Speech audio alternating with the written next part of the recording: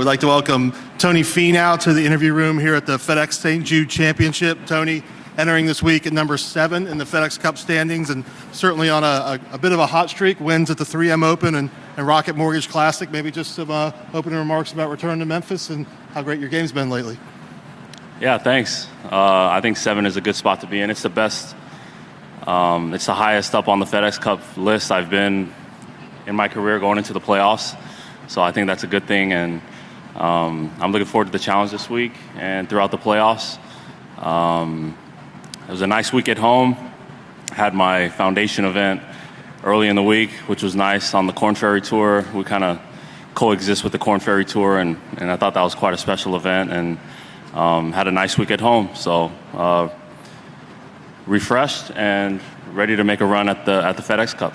You've had a few rounds under your belt here at TPC Southwind. Just thoughts on the golf course? Please ask for a microphone if you have any questions. At this time, we'll turn it over to some questions.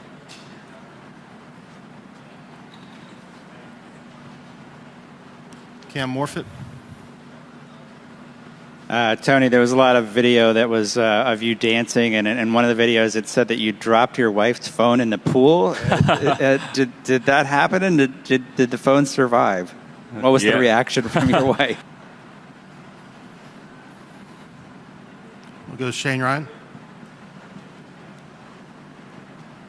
Tony, just a quick follow-up there. I know you have a background in fire knife dancing as well.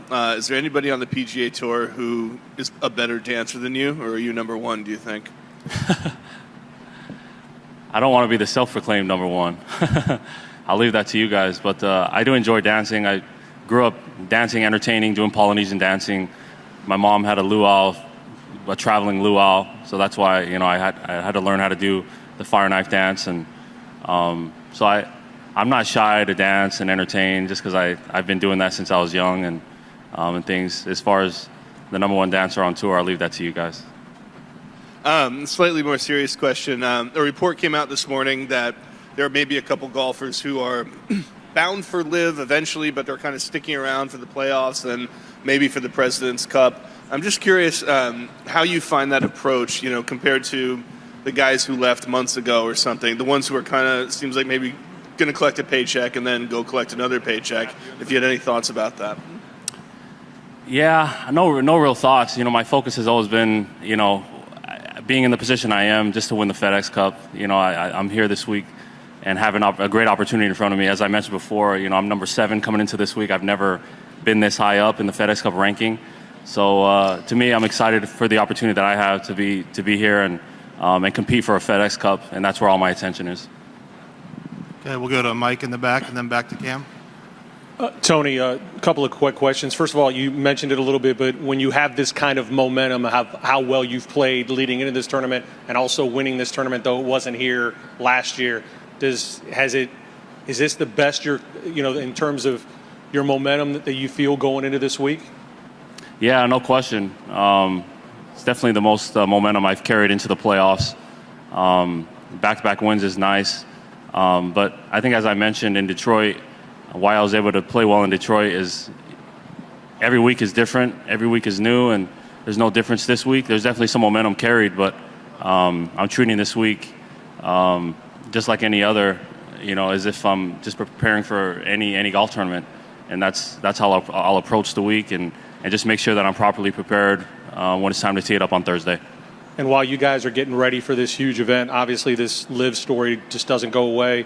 Is it disappointing to you, though, that it's gotten to the point where guys that left are now trying to get back in the most profitable part of your PGA season? Yeah, again, I can't say that I put that much thought into what the other guys are doing. I had quite a busy week, again, as I mentioned, and a lot of my attention has been on focusing on this week and being properly prepared for the FedEx Cup and a chase after the FedEx Cup and just being with my family. I haven't had really enough time to reflect on anything else other than those two things. Okay, we'll go to Cam and then over to Mark.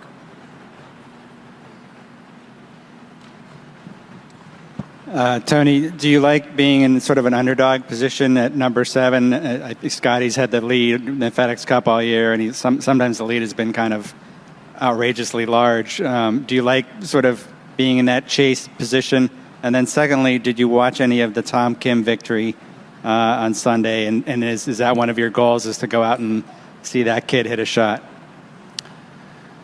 Yeah, I'll answer that second part first. I did watch a little bit of the Tom Kim victory, and it was so impressive. I mean, this kid's 20 years old, unbelievable player, and he just kind of burst out into the scene. You know, the first I had heard of him was at the Scottish Open, and he had a chance to win there.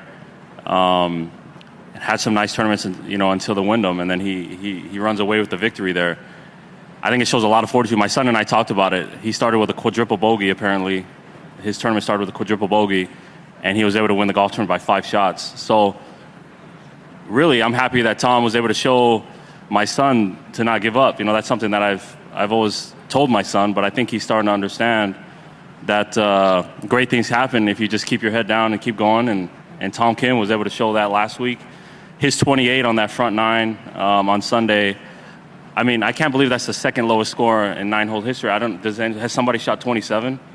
Apparently somebody shot 27, which is unbelievable. But amazing young golfer, and I definitely was able to watch that. Do you mind repeating your first part of your question, Cam?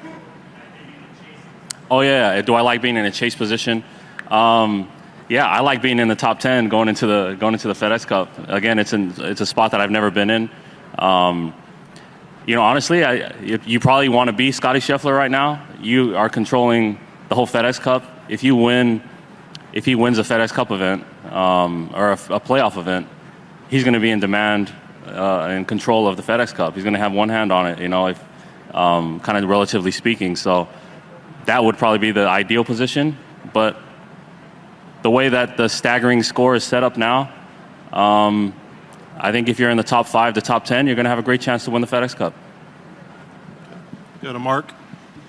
Hey, Tony, I think officially in the record book, you are now the defending champion of this event because you won the Northern Trust. Do you consider yourself the defending champion? And I guess, how have you played? How do you feel like you've played this course in the past?